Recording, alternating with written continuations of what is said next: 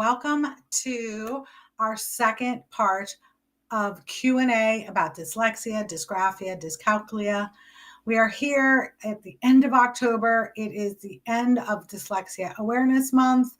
I hope you've had an opportunity to see all of our information about dyslexia, grab some of our freebies that we have available. If you haven't, just reach out and we are happy to share those with you at any time. It doesn't have to be during Dyslexia Awareness Month. So we are going to hop right in and do our Q&A. And we've got some great questions today to answer. So this first question is from Liz D.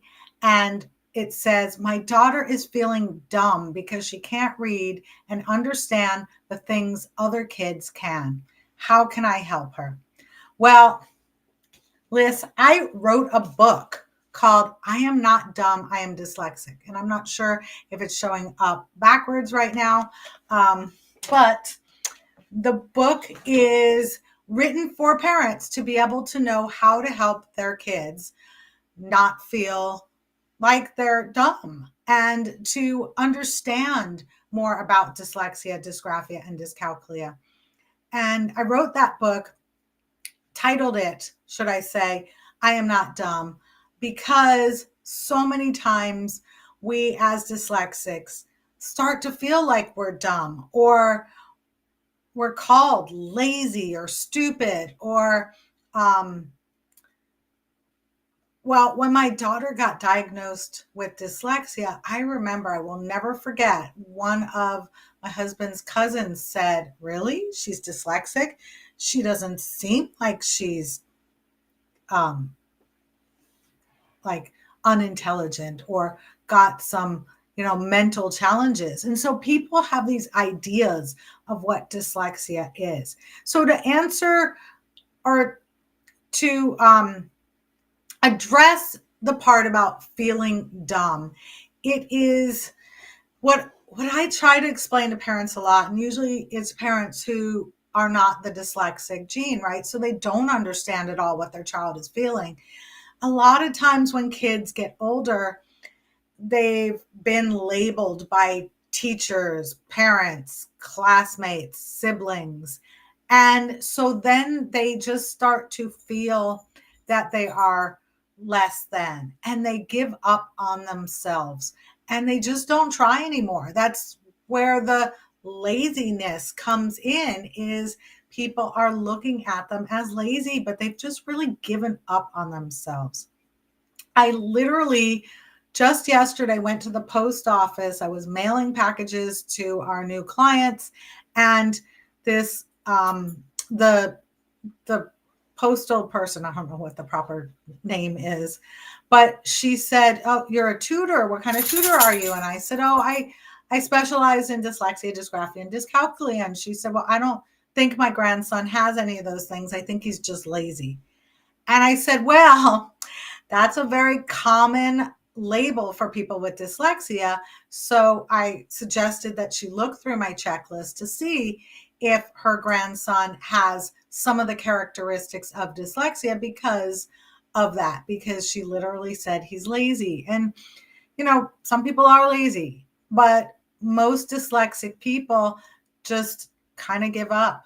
And going back to the dumb thing, it's hard because these days, people in school, kids in school, it's very easy to know what their reading level is because there's a whole row of books from A to Z or A to P, depending on what grade level they're in, that they can go choose from. And they're supposed to stay within that category that they can read. And so the whole class knows if they are a book A or B reader versus a book P or S reader, right? So it becomes very obvious to the entire class who are the kids who can read well and who are the kids who cannot. And unfortunately, our society has decided if you can't read well, you are not a bright person. That is so not the case, because I like to try to describe it as, here's my scenario I usually share. So you can play basketball, right? My youngest son wanted to play basketball and he was not very good. He thought he was good, but he was out there on the basketball court with his other teammates and he didn't do very well. So he was not naturally a good basketball player. So we hired a basketball coach to help him learn some basic skills about basketball. And that's the same thing with reading. Just like golf, not everyone is going to be a Tiger Woods. Not everyone is born to be the best reader. That doesn't make the person dumb. It just makes the person not as skilled in that area. Reading is not a skill that all human beings are supposed to shine at. It wasn't up until a few hundred years ago, the average person did not read. The only people who read were religious leaders and wealthy people. Regular commoners did not know how to read. They all knew how to speak and communicate. That is a skill that everyone other than someone who is deaf or mute may not be able to do, but everyone else should be able to speak at some point. And even speaking sometimes takes longer for some people than others. But reading is not a skill that everyone is supposed to be able to do equally. However, our society has deemed that it should be. So that becomes more of a challenge because if your child is just not a better, stronger reader, they have to work harder to learn how to read, or they have to have the right type of instruction in order to learn how to read better. And so helping your child understand that she's not dumb, point out the things that she's good at. Maybe she's a good artist. Maybe she is musically inclined. Maybe she is a good athlete. Those are some strengths that dyslexic people often have, are on the creative side. They are more creative thinkers. They are, like I talked about last week or the week before last, they are more able to communicate with people, like connect with people, and they're 3D thinkers, or they can look at the big picture and come up with a plan that your neurotypical person may not be able to do. So, like, help your daughter feel good about the things that she can do. And another thing, which, may or may not help her as a child, is life gets a lot easier for dyslexic adults than it is for dyslexic kids, because as kids, their job is to be in school. However, when you become an adult, you can choose a career that is more inclined to your interests. And so those it becomes less of an issue. People don't need to know that you struggle with reading. I mean, she's still got to get through school and deal with all of that, unfortunately. But it could build her self-esteem to know that it's not going to be forever. And we're here to help. If you would like to learn about our tutoring program, we can help change the trajectory of your daughter's experience so that she doesn't have to feel like she's less than compared to her classmates.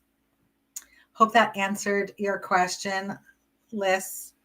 And I hope I pronounced your name right.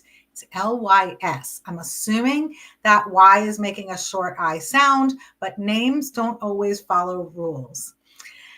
So the next question is from, I think it's Maurice Anna. Here we go with another tricky name. And Her question is, what are good things to add to an IEP? My daughter is 14 and in 8th grade, newly diagnosed. So, that's very individualized because everyone's experience is going to be different. Everyone's challenges are going to be different.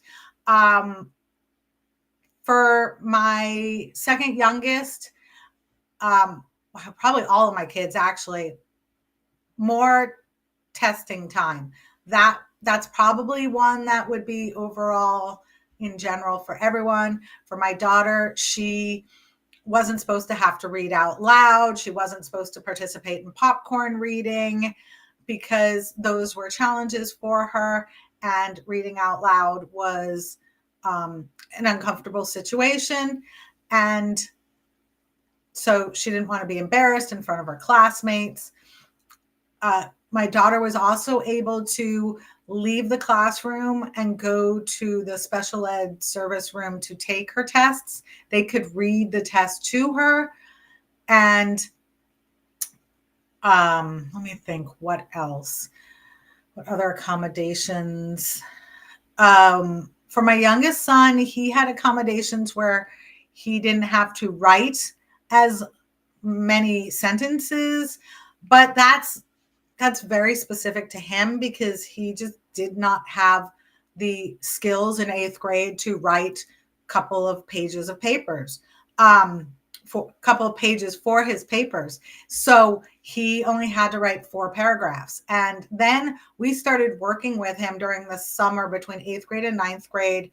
And when he came back at the end of summer to school, he was able to write 1 and 2 page papers. So then his accommodations got adjusted. But that's not going to be your typical student accommodation.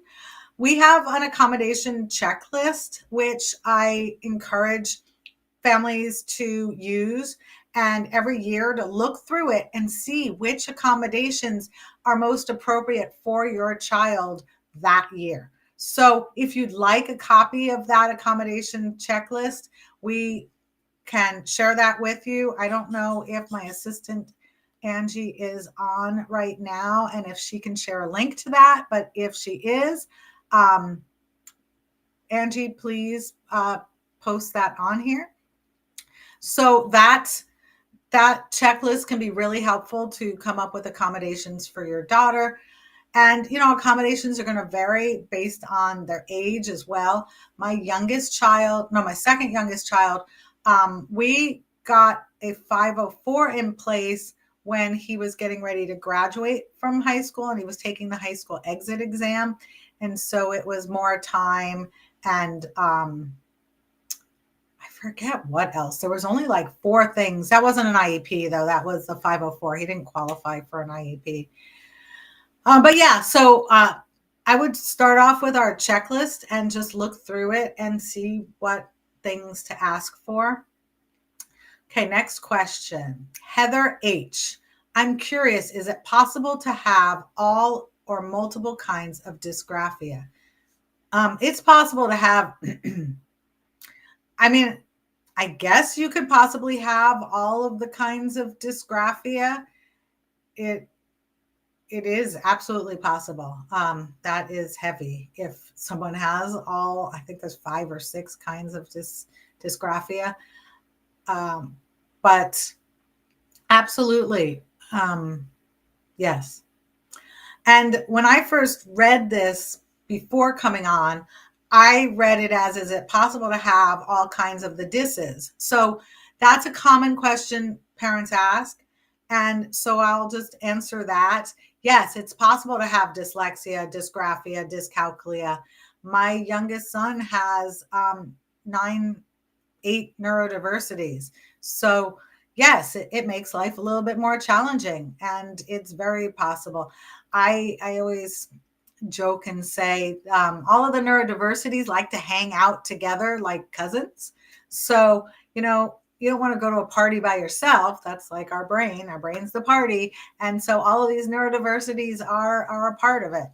So very possible to have multiple neurodiversities. And I find very often doctors are educators will hone in on maybe the loudest neurodiversity and then not think about the fact that the child could be struggling because of other neurodiversities they're experiencing. Very common with autism. A lot of times they'll just identify with the autism and then nothing else. So that's something, if your child has been identified as autistic and you think maybe some other things are going on, don't just let the doctors or the teachers tell you, no, that's it. I've personally experienced doctors not identifying. They identified my youngest son as just having sensory processing disorder. However, he definitely has mild to moderate autism, but he wasn't diagnosed with that because the doctor just labeled him as having sensory processing disorder. And I wish I knew then what I know now, because I would have put up a bigger fight. Because when he was 20 years old and I tried to get him into a program for people on the spectrum, it would have cost me $90,000 a year because we did not qualify to get him the discount or get the state to assist in paying for it because he was not diagnosed with autism at a younger age. So, put up a fight if you really think something else is going on. There's a student we had, and his mom didn't let go about him not only being autistic but also having dyslexia, and she reached out to me directly and started getting him help for his dyslexia because the school wouldn't identify anything beyond his autism. And he definitely had dyslexia, but he was a good reader. And so the school thought if you can read, then you can't be dyslexic. And that's not true. Also, educators don't always know much about dyslexia, and they know even less about dysgraphia and dyscalculia. So very often they will just say, oh, give them more time and they'll catch up. They recommended I hold my daughter back in second grade and said, she'll just give her more time. Well, more time didn't make a difference. I hired teachers to tutor her for 3 years, and more time and more help in the same realm as the traditional school did not help her learn what she needed to learn. So I regretted holding her back. And it was the educators back then. I was like, oh, they know better than I do, so I'm going to hold my daughter back. And I regretted it. So just, if you in the pit of your stomach don't feel right about what professionals are saying, don't just take what they say and move on. Just keep pushing for your child. We have to be advocates for our children. Okay. So Angie asked, are there accommodations or modifications that can be made in school for students with dyslexia, dysgraphia, and dyscalculia? Absolutely.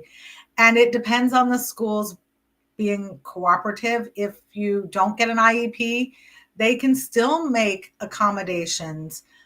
And some public schools are very cooperative with making accommodations, and some private schools are not very cooperative with making accommodations. I've seen both ends happen. So, but modifications and accommodations can be very helpful to individuals with the 3Ds. And in the realm of dyscalculia, one of the things that was really helpful for my daughter was they blew up her math problems. So there was only like 4 to 6 math problems on the page instead of 18. And so it didn't feel as overwhelming to her. And just that accommodation, which really wasn't that challenging for her teacher to just blow it up, was very helpful. And colored overlays for students who have scotopic syndrome, which sometimes the letters can move on the page. Sometimes the words can move. Sometimes they see double. it's really hard or becomes blurry to look at black writing with a white background. And so just to have colored overlays can be helpful. The most common is blue. However, we've had students who their color was pink or orange. One of the students, or maybe both of those girls, got glasses that were tinted. I can't remember if just one in orange or if both of them did, but those were things that, but you could do colored overlays or use colored paper or even put colored overlay on top of the computer screen to accommodate for the student. So those are different things that can be done to modify without having an IEP or a 504 in place that won't like inconvenience the teacher very much. Okay, and Nika asked, does dyslexia affect how emotions are processed when reading stories or texts? Whew, sorry, that was rough. So, I mean, emotions definitely come to play when a child struggles with reading. Behavior problems can occur. Frustration is, huge. If you can't read words, like, I don't know, you might have noticed me getting a little frustrated trying to read the word texts. That was a little tricky. And so, yeah, absolutely. Children can become very emotional. And then that like rolls over into the family dynamics, how the family is like homework time is maybe one of the children, it takes them a really long time to complete their homework. And then everyone has to wait to have dinner until they finish their homework. So then everyone's getting cranky and angry at that one child. So dyslexia can affect the emotions of the entire family. When my kids were still in traditional school, my youngest son, I sometimes wouldn't have him finish his homework and I would finish it with my left hand for him because it wasn't worth the frustration and aggravation that we had to go through just to get him to write something that really wasn't helping him at all. Like he wasn't at the level of the homework assignment that he was being given. So it didn't benefit him to complete the homework. It just made our lives so much more difficult. And I had 3 other kids to help. So that was my solution. I mean, I didn't do that with everything, but I, from time to time, would just do his homework with my left hand so that it looked like a child was completing the assignment. And the last question is to everybody from Jana W. She would like to ask people with dyslexia or learning difficulties in general, if an app was created to help you in your daily life, how would you like it to be and what features should it have? That is something I couldn't even just answer on the fly. So I'd love to put that question out there to our community, to our Facebook page. If we'll put it on the page if it's not already there, and you guys can maybe answer that question for Jana W. What you would like to see in an app.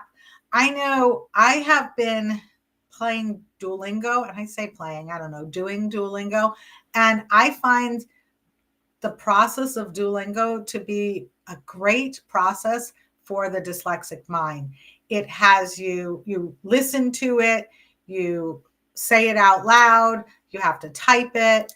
And so that's using all of the senses. So I guess that would be my best recommendation as a just general recommendation for an app is to have it be multi-sensory to help the dyslexic person remember or learn information. I think it would be great if it stored, for me, I like check boxes, checklists, checking things off. So for me, that would be ideal, but I think that would vary from person to person. Anyway, I hope you found part 2 of our Q&A to be helpful. Are there any questions that anyone has that you want to share in the chat?